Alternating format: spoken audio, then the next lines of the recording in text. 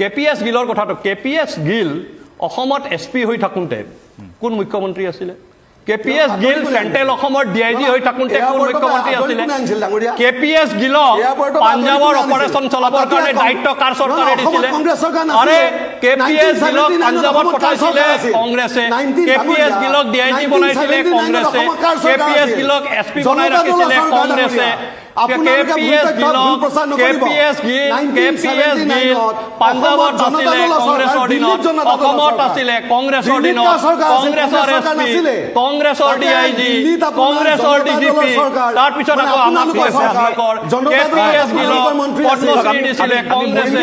institute of conflict management কংগ্ৰেছে বনাইছিলে KPS গিলৰ নেতৃত্বত গতিকে আৰে শুনক আপুনি নাজানিলে কথা নকব যেতিয়া আৰে কেপিএছ গিল যেতিয়া পাঞ্জাবৰ ডিজিপি আছিল তেতিয়া কংগ্ৰেছৰ চৰকাৰ কেপিএছ গিল যেতিয়া অসমত এছপি আছিলে আৰে কেপিএছ গিল অসমত এছপি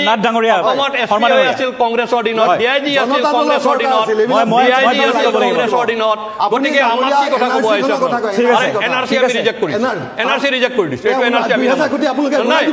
আমি ৰিজেক্ট কৰিছো এইটো ৰিজেক্ট এইটো মিয়াৰ নাম লগাই আমি ৰিজেক্ট নতুন এনআৰচি সুপ্ৰিম কোৰ্টে ৰিভিউ কৰিব ৰিভিউ কৰাৰ পিছত এইটো আমি মানি লম